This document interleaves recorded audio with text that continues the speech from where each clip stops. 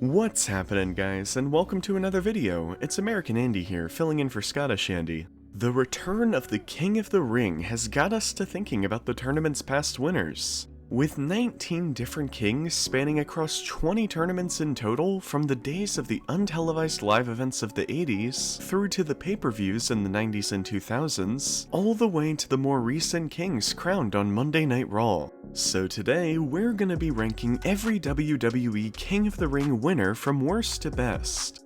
So let's get started with number 19, Ted DiBiase. DiBiase was crowned the 4th ever King of the Ring in 1988 at a non-televised event, weaseling his way to the crown. He would even go so far as to pay Ron Bass to fake an injury in the semi-finals, allowing himself to advance to the finals where he would defeat Randy Savage to become king. Number 18, Tito Santana.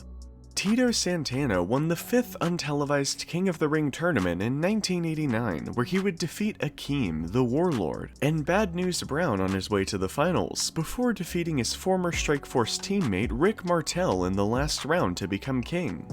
Number 17, Mabel. Here he is, guys, probably the most infamous King of the Ring winner of all time, King Mabel.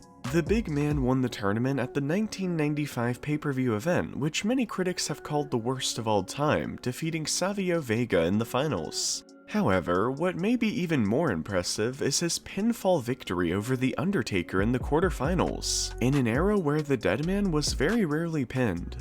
Number 16, Ken Shamrock. One of the tournament's most forgettable winners, Ken Shamrock came out on top at the 1998 pay-per-view event, where he would defeat none other than The Rock in the finals. At the time, it seemed like this may have been Shamrock's launching pad to the main event scene. However, he would end up leaving the company the following year, returning to the world of MMA. Number 15, Billy Gunn.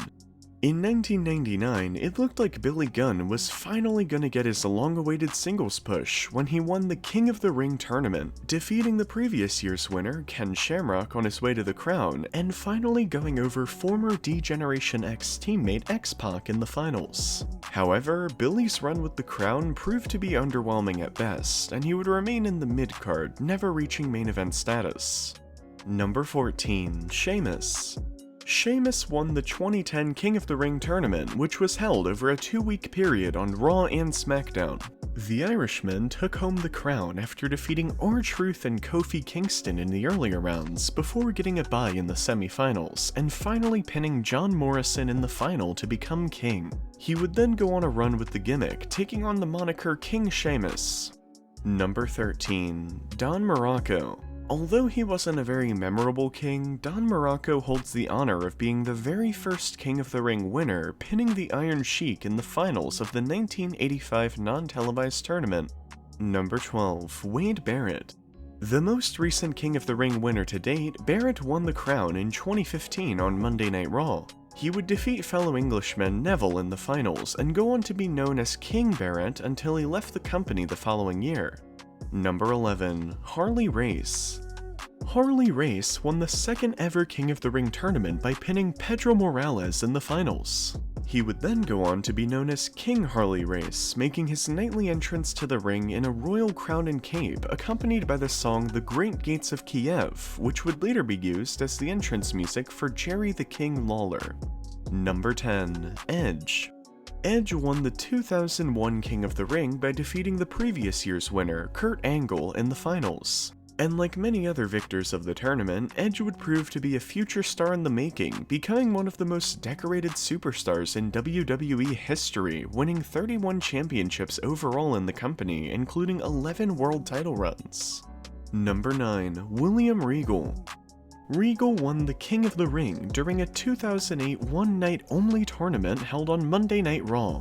On his way to the crown, Regal defeated Hornswoggle, Finlay, and CM Punk, and although he would be written off TV not long after winning the crown due to a wellness violation, he did prove to be one of the better King of the Ring winners in WWE history during his short run with the gimmick. Number 8, Booker T. Booker T was the first King of the Ring winner after the tournament took a 4-year hiatus. This time, the pay-per-view format had been axed, and Booker would win the crown on a Smackdown exclusive version of the tournament, where he defeated Bobby Lashley in the finals to become King Booker. Booker would then go on to have one of the most entertaining runs as king of all time, speaking with an English accent and going on to win the world title under his new moniker. Number 7. Triple H. It's been said that Triple H was once favored to win the 1996 King of the Ring, however, due to his involvement in the now infamous curtain call, those plans were nixed and he would be jobbed out on TV for the next year. That is, until the 1997 King of the Ring tournament, where Hunter was given a second chance, and this time would take home the crown, defeating Mankind in the finals. This would truly launch Triple H's career to the next level, where he would go on to feud with Mick Foley throughout the summer, and then later that year form D-Generation X with Shawn Michaels, and the rest is history. Number 6. Kurt Angle.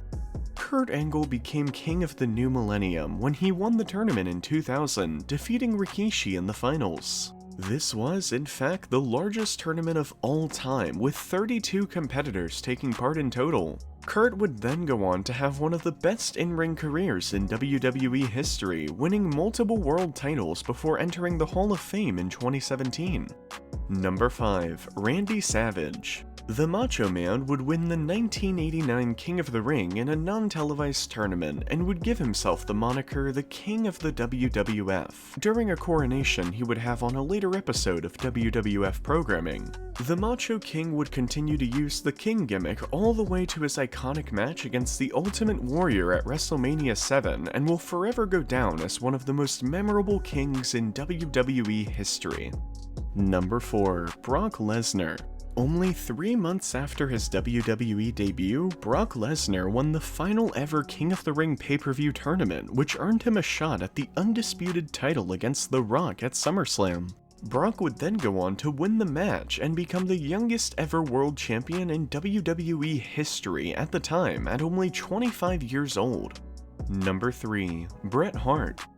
The only ever 2-time King of the Ring winner, Bret Hart won the tournament in 1991 at a non-televised event, as well as the first ever pay-per-view tournament in 1993. His 93 performance may be one of the most impressive feats in WWE history, as he would wrestle 3 completely different matches with different wrestlers all on the same night. Number 2. Owen Hart. Owen proved he was more than just Bret's younger brother in 1994 when he won the King of the Ring by defeating the 1-2-3 Kid and Razor Ramon all on the same night. Owen would go on to be arguably the most entertaining king of all time, as he gave himself the King of Hearts moniker and go on to feud with his brother Bret throughout the summer of '94, which was highlighted by their steel cage match at that year's SummerSlam. Number 1. Steve Austin. That's right guys, who else but the Rattlesnake could top this list? Stone Cold had by far the most iconic moment in King of the Ring history when he made his 1996 victory speech after defeating Jake the Snake Roberts in the finals. Austin would coin the phrase Austin 316, which launched him into superstardom, where he became the greatest WWE superstar in history. Who do you think will win this year's King of the Ring? Let us know in the comments. Don't forget to subscribe here on YouTube, follow us on Instagram and Twitter at WrestleWithAndy. Thanks for watching, and we'll catch you in the next one.